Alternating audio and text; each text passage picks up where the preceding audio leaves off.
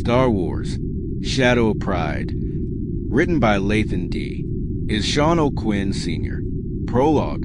A long time ago in a galaxy far, far away, during the time of great peace, 877 BBY, the galaxy rests under the watchful care of the Jedi Order, yet shadows stir beneath the calm. A gifted Padawan, prideful and unmatched with a blade, consumed by hubris, leaves the Jedi Temple, seeking to carve his own path. But power without wisdom breeds only darkness. Sometime unlearning something can be the quickest way to knowledge. The Jedi Council senses a growing disturbance in the Force, criminals falling one by one to a mass figure. The Jedi hesitate to speak the truth, for the darkness they feel is familiar, and it may belong to one of their own. Chapter 1. A prodigy at 10 years old, Kale Vorn, from the planet Ormantel, already outshone his peers. In the temple training grounds, he defeated 3 other Padawans in a wooden saber skirmish, his movements sharp yet effortless. Even then, his ability is far above his age. He attempts to hide the pride he feels, but the Force reveals him to his Jedi instructors. By 17, Kale was tall, broad-shouldered, and blonde-haired, his robes darker than usual, trimmed with gray from his own stitching. His reputation spread through the temple halls. He studied holy records of ancient battles, the sieges of Malachor, the defenses of Ryloth, the teachings of Master Sunrider. He mimicked them all, blending Adaru's acrobatics, Soresa's patience, and Makashi's elegance. He even incorporated recorded styles of Sith, bounty hunters, and other enemies of the Jedi into his dueling. His classmates fall swiftly in sparring matches. Even the knights hesitate to face him in front of students. His instructors, particularly Master Rin Solis, avoided duels, fearing possible humiliation and boosting Kale's pride. Kale wears this avoidance as a badge of pride, his confidence swelling. Chapter 2. The Trials of Padawan Kale Vorn.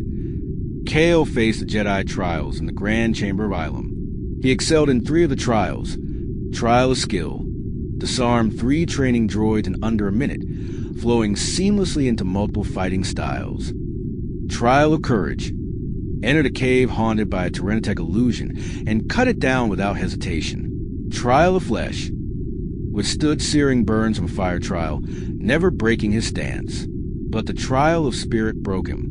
Inside the meditation chamber, Kale is confronted by a vision, a starving village on a desert moon. Raiders demanded food, villagers begged for protection. Instead of seeking peace, Kale, choosing the quickest solution, ignites his blue lightsaber with a faint silver core, cutting down raiders and leaving the innocents in fear of the Jedi. When the vision faded, the Council's verdict was clear. He failed. Kale explodes. You deny me because I am stronger than the rest. You fear my blade. The Council offers him service in the Jedi Service Corps, but his pride burns. I will not till soil while others bleed. If you will not let me serve as Jedi, then I will serve the galaxy without you. Chapter 3. Birth of the Vigilante. Kale leaves Coruscant without ceremony. He boards a transport freighter bound for the Outer Rim, earning passage by serving as a crew member. Surrounded by merchant traders, miners, and farmers, he reached into the Force and felt their ordinariness. Their small talk of wages and harvests filled him with disgust. This is what the Jedi condemn me to? To be among the weak, the unremarkable? He wears a black canvas mask to cover the lower half of his face, in hopes no one would recognize him from Jedi training or from Coruscant. Once he reached Catherine, he disembarked and did not continue the journey. He walked the city streets, disgusted by the crime and the lack of Jedi presence to keep the peace. He convinced himself that the Jedi abandoned this and other planets in favor of the Republic's new direction. Why hadn't peace come to this world? He would rectify that. Soon, smugglers whisper a masked, shadowy figure striking from nowhere, a blue lightsaber blade flashing through slavers' chains. Gang members hid in fear of the dark-robed Avenger, who cut down crime lords' lieutenants in alleys. At first, he spared lives, but weeks turned to months and his justice grew cold. When he sees corruption, he ends it with a blade through the chest. When he finds raiders, he leaves no survivors. Locals began to call him the Vigilant Shadow, a name he does not like, but a name that strikes fear. Chapter 4. The Fall into Darkness. Each execution feeds his pride and conviction. He tells himself he is doing what the Jedi are too weak to do. Yet the whispers of the dark side creep in. His strikes grow more brutal, his aura colder. Soon, he sees no difference between the guilty and weak-minded. Anyone who might become a threat deserved judgment. Kale believes he still serves the light side, but his blade never hesitates when death is the easier path. Chapter 5. The First Duel. In the Jedi Council chamber, Masters sit in silence, eyes closed. The Force stirs. Master Rin Soli says, "There is conflict. The echo of a heartless blade cutting lives short." Master Yaddle, the sensation is familiar. Master Terra Sinub, "We dare not accuse one of our own." The council decided, with reluctance, to send a Jedi to investigate. They dispatched Jedi Knight Darrow Valen, once Kale's classmate. Darrow, shorter, leaner, with sandy hair and a green saber, finds Kale on Syria, standing over a crime lord's corpse in an alley. Kale now wears a black leather mask over the lower portion of his face. "Darrow, Kale, come home. This isn't justice. It's slaughter." Kale, "And yet, I succeed where you hesitate. Do you wish to test your true Jedi strength against me?" Darrow, "No, I came to bring you back to the light side of the Force, to free you from the darkness and corruption that's crept into your mind. You are not the first to fall. The Council can help you. Kale, you are the one with the weak mind." A duel erupts. Darrow fights the Sorisu, striking when he believes there's an opening, his blade whirling defensively and offensively. Kale moved minimally, with small pivots, tight parries, precise counters. He chips away at Darrow's guard with efficiency. Kale decided to end the charade of letting Darrow believe he could match his skills.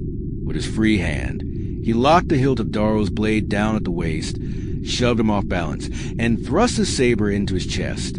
His gaze was upward and dismissive. The green lightsaber hit the ground and sputtered out. Kale stands over his dying classmate. "I warned you." Onlookers scramble from both ends of the alley, whispering in horror of a Jedi's death. Chapter 6. The Council's Unease. Kale, still unsettled after the duel, did something he has never done since leaving the temple. He meditated, seeking to reconcile his path. In the back of his mind, he hoped the Force would affirm his choices. Instead, he felt the Force urging him to return to the Jedi Temple and face justice. No one on the proper path would hide behind a mask and kill in alleyways. In the temple, Master sat in silence once more. A wave of despair rolled across the council as Kale meditated. They now know who the vigilante is. Master Rin Solis. I feel conflict in him, the echo of his blade cutting lives short. Master Yaddle. His presence is familiar. He is known to us. Master Terra Sinub. We dare not allow him to pervert the Force.